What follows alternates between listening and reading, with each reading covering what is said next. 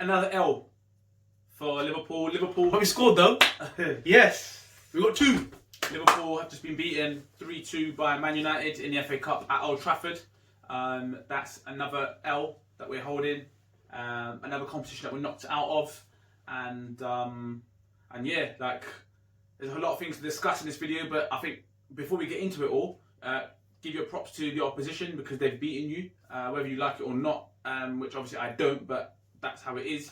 And, you know, we're out. We're out of another trophy, another competition that we're out of, another defeat that we've picked up. 2021 is really holding it down for us at the moment because I ain't seen a win of note. For me, I think the game was actually a very good game, much better than the first one. And I think it was ruined by the referee, to be honest. I thought the game up until then was nip and tuck, and I was thinking, who's going to take it? It was quite exciting to watch. And for me, that's not a foul. Like, I don't care what anyone says to me. Cavani's bought it.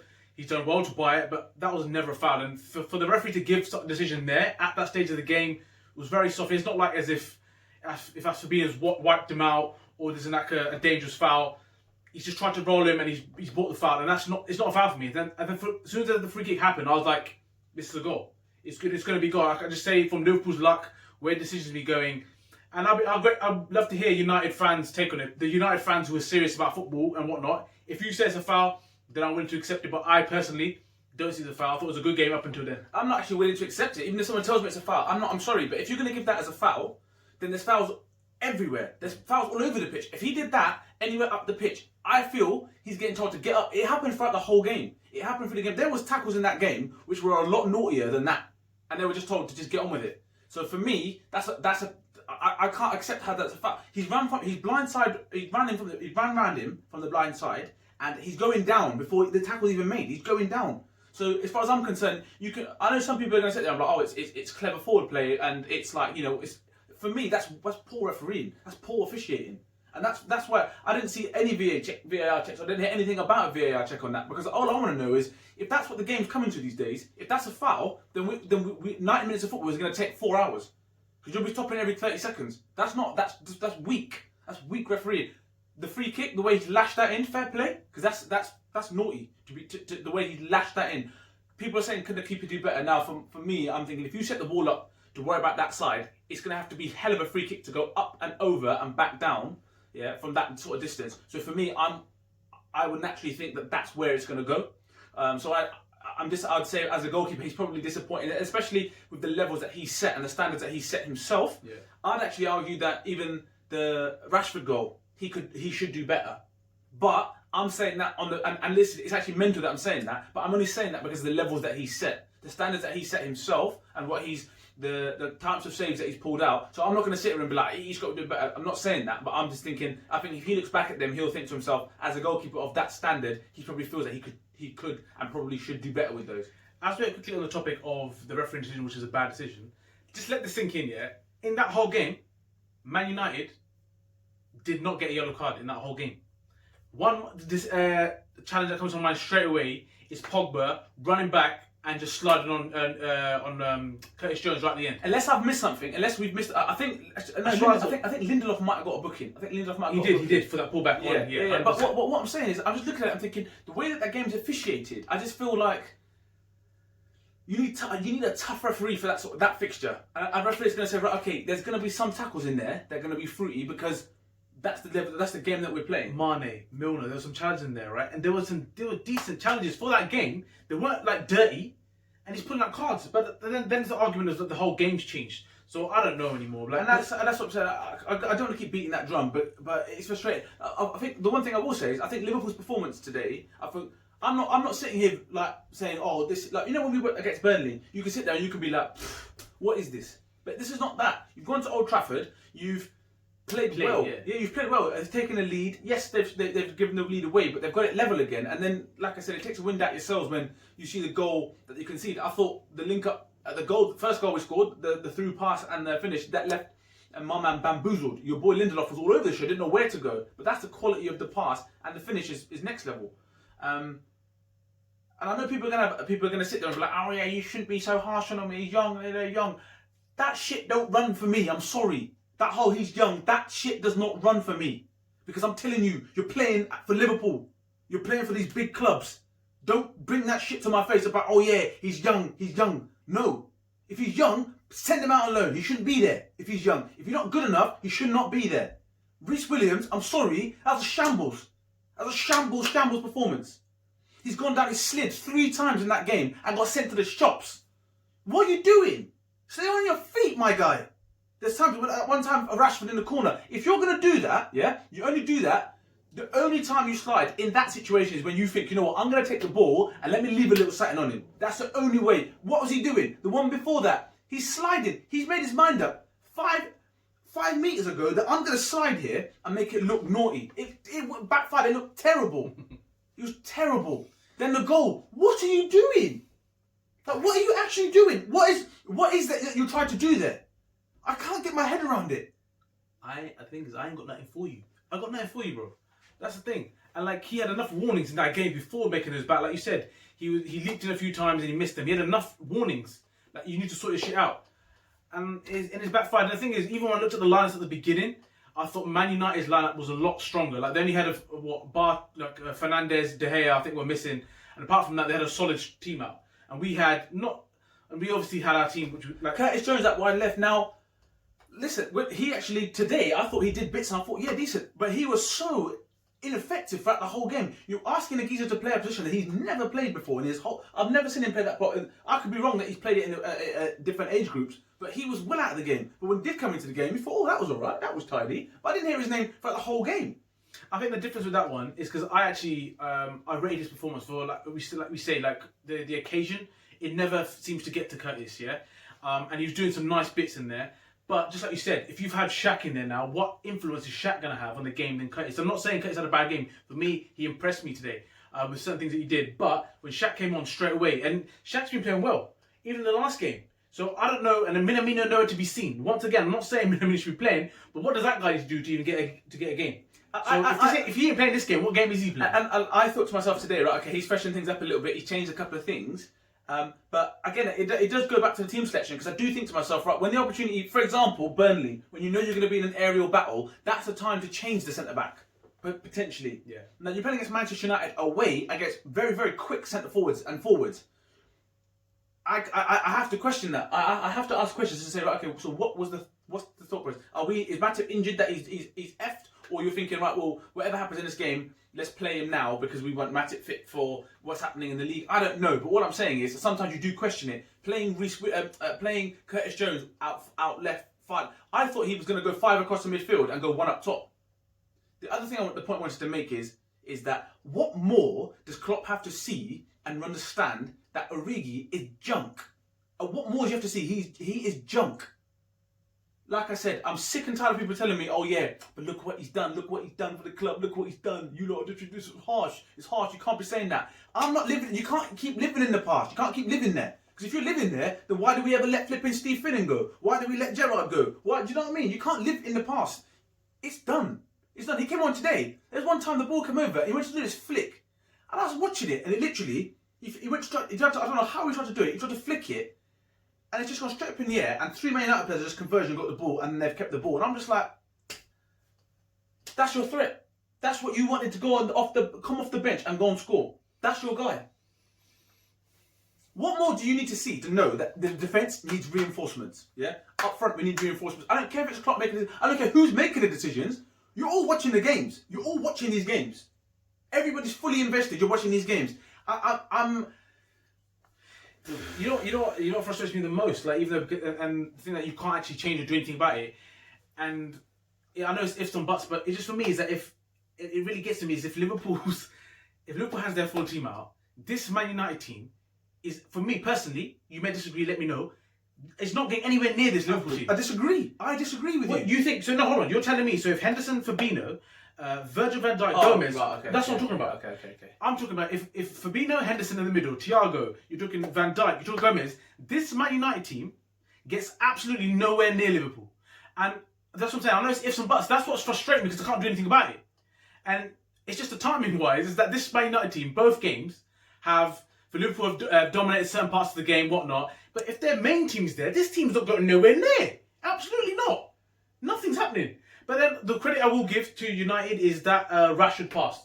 Ooh, like when he did that pass, we called it. We said that pass is unbelievable, and that goal from Greenwood was a slot finish, great goal. Do you know what I mean? So I want to give respect where it's due, because, like I said, we had this debate during the game. He was like, Salah's got to do more there, and I'm just like, whoa. That's like saying, you know, when a midfielder takes it out of his feet, right, and he's lining up to shoot, you're like, I got Alisson in goal. You're 40 yards out, 35 yards out. Take your best shot, because if you score, you deserve to score. That's what I think. That's what Salah would have got back and said, you know what, from this position, these lot are all set here. I dare you to play that crossfield, play the diag. And he's done it, and he's landed it on the 6 foot. For me, Milner was at fault there, because he shouldn't have tried to nick the header. He should have, if he had just not tried to nick the header and just say, right, okay, that's over me, let me get across, different story. But he made that decision, and the finish was brilliant. That ball was nuts, and I don't think, sometimes you just got to take your hat off and say, you know what, respect. Because that's what that was. Just like Liverpool's first goal, I'm sure Man United supporters will turn around and be like, respect. You'd hope so. Because I'm saying, well, I very rarely tend to see United fans ever give respect to anyone, unless you get a few. But what I'm saying is, my argument to that was, I get what you're saying, is you're saying you're backing yourself, so if you do that pass, it's going to be unbelievable. But for me, it was like, it was a counter-attack, and all United are doing is waiting for a counter-attack. Salah's got himself in the perfect position. Could he do more, as in, like, to make Rashford think more about this, to just select which pass he wants to throw? That's what I was saying. But I hear you. Salah's done his job in that situation. If you get it at your feet and you swaz it, because that's what he's done. He's done that. It's not like he's floated it. He's swazzed it for, I don't know, like a worldie dive. Back do you know what I mean? So sometimes you just got to turn around and be like, respect. Yeah, I think anyway, because that's like saying to a midfielder, take your best shot. Yeah. If they're taking the top bins, or hit the stands, you go like that. Yeah, it is what it is. And as on the topic of United, yeah. Luke Shaw, bro. Listen, you got to give props. You got to give props where props have to be given. Listen, Luke Shaw, games, bro. Two games. Mohamed Salah, literally looking at him going, should have put a handle. Doesn't know what to do against him. Yes. Doesn't know what to do. And Shaw actually bullies him. He actually bullies him. Yeah. For me, I don't rate Chilwell. I think Chilwell is a B-Tech defender, and I think he gets into England's team because there's nobody else. Finally, this guy's come good, right? Sure, he's had his injuries. For me, he should be starting for England now, and it should be Chilwell. The challenge is for you to nick the shirt off his back, because Shaw is playing a different game to the rest of these left backs. For me, at the moment, credit where credit is due. Well, 100%. Like if I see Salah and say, look, you ask him and say who's your toughest opponent, mate, Shaw's got to be up there. He has him in his back pocket. He dashes him about. 100% has him in his back pocket, and even spinning him around, doing 1-2s against him. Yeah. So hats off to Luke Shaw again. Going on back to Liverpool, two players I want to talk about is Bobby and Trent. Now we talked about Trent's head's gone. Yeah, there was parts in this game as well. Still, yeah, we've got a young Williams, whatever, in the centre back position. Yeah, and then you've got a well experienced now, enough games, is Trent. You want from him is reassurance from him, and you're not getting that. He's doing some mad shit sometimes, and I still don't get it. Like they were getting most of the attacks and stuff from Man United was coming from that side again, and that's for Ollie, fair play tactics, because we've said this for a long time. We've said it even when Liverpool were at full strength. Play on him, because if there's an avenue to get at Liverpool, it's that side, and with Rhys Williams playing right side centre back. Like I said, it's hard to watch. But what I will say is, there was times in that game where I thought Bobby, right? I think I called it in the game. I said there were 15 minutes where I think he must have given the ball away. I thought, you know what? F this, right?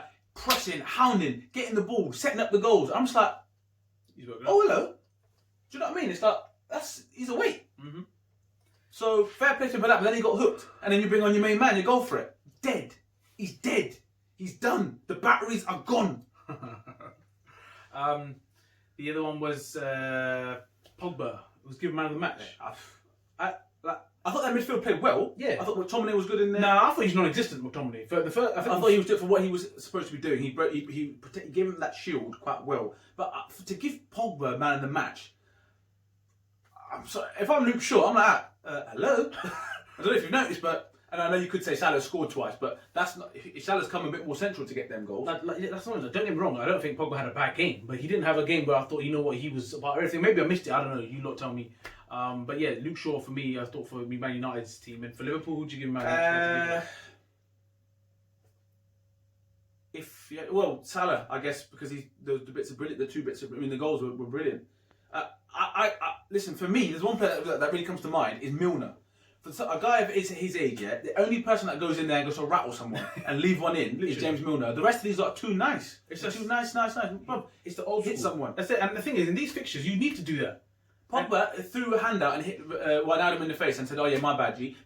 I love that. I love stuff like that because it's like, well, I didn't mean it, but you know I'm about. You know I'm about shit. So for me, it's too nice. It's too nice. Man United, right? And then, as you said, if the Van Dijks and the Gomez's and Hendersons and everyone's in there, I believe that, yeah, you're right. I think this Man United team won't get. You know what I mean? Yeah, because they won't get anything going that way. Attacking sense, with Van Dijk, they're going to be like, Okay, that's it. you know, You can set up a counter attack all you want. yeah. But at the moment, You got to make the most of it. and that's it. And at this moment in time, we've said this for the last however many years. Ride this wave and be humble, keep your humility, because it always swings and roundabouts. Liverpool are going through the toughest spot that I've seen Liverpool go through in 3 to 4 years. This manager and this squad have given us so many happy memories and given us such joy over the last. So yes, I'm backing this manager. I have no doubt that Klopp has the nous to turn this around. But those players have to. I guess you have to ride this wave. This is what it shows. This is what it shows if you're a top player or if you're a good player. Do you know what I mean? And this is where it comes. This is what it comes down to. The one part I can't get away from though is that all these people affiliated with Liverpool Football Club watch these games. Yeah, they watch these games and they see the players and see what they're doing. If it's Klopp making the decisions or not, and whoever is making them decisions, or Edwards and whatnot, yeah, it needs work. They need help. Them players need help. That defense needs help. And if you can't see that, then I'm sorry. Then we are turning into an Arsenal where it's just an institution, or it's just a business. Yeah, Man City, they're on a football job. Chelsea, they're looking around thinking everyone knows that Frank's on borrowed time now, because it's like, right, listen, we've given you P to invest in this team. Let's see some return on this investment. Do you know what I mean? Unless you want to just become like an Arsenal, which is just okay. Well, we'll make best of what we can. These are the players that we got. Make use of them. Then someone's got to help them out. That's my point. I'm not really too concerned. Like I think if Liverpool, I think the problem is Liverpool have to get now to the summer, because it looks like nothing going to happen in January. When Van Dijk, Gomez, all these people are back into the mix again, and then they're going to go and buy some more. So and then when you got that, but when you don't need them, players at that point, why don't you buy somebody now, which when you do need them, and say, right, okay, where do we stand? Okay, so right, then you turn around and say, right, Matip's always injured. Yeah. Now, okay, so that means that he's our 4th choice centre back. We've got a 3rd choice centre back, and that's 3rd choice centre back can play and challenge Gomez. So go and get for argument's sake, Upamecano, right, boom. Break the bank, Upamecano, you're going to come in, you're going to lead this defence. Or Koulibaly. I know these are mad names, but I'm just saying, for argument's sake. You bring them in, you turn around and say, right, okay, Firmino can play in there, we know that, but this is the guy that we're going to back. Rhys Williams is not good enough. He needs to go out on loan and do. He was a kid Mr. Harris. Everyone keeps saying that. There's a reason for that, right? That Sepp Vandenberg, he's young. You can't expect him. Nat Williams was sending back out to Germany and let him keep growing. Those mates aren't ready. So if they're not ready, you need to have people in there that are ready. And if they're ready, you understand. You look at it at the end of the season and say, right, okay, these are the players that we got. This mate ain't good enough. This mate is decent. This mate is decent. Then you chop. You don't let them all get fit and then add somebody else to the mix. That make no sense. That make no goddamn sense. No, I'm just saying I'm not the thing about being worried about future. I'm not worried about that. When players come back, the squad is still very good, but you still need to make additions. And quickly, just to really wrap this up, Thiago, bruv, running the other way. Thiago running backwards, yeah, please don't do it. I saw him try and chase Pogba today, yeah. He was literally doing this because he knows. I've never seen a player so slow, bruv. I've never seen a player so slow. I thought Lucas Leiva was slow. But Thiago going back the other way, yeah, nah. But even then, the little shimmies, when you get him doing what he's good at, no, he's obviously. nuts. But just keep him in the centre and do his well, thing. listen, to wrap this up, we want to hear people's thoughts on it. I know, listen, I'm vexed. I ain't going to lie to you, it hurts to see Liverpool get beat by Man United. It hurts. So I've made my feelings very clear. Let me know if I'm wrong, if I'm overreacting, then tell me. But at the moment, Rhys Williams, what? Origi, what? Are you a defence supposed to be scared when he comes on? Get out of here, man. Until the next one, don't forget to share, like, and subscribe, and definitely comment. Peace.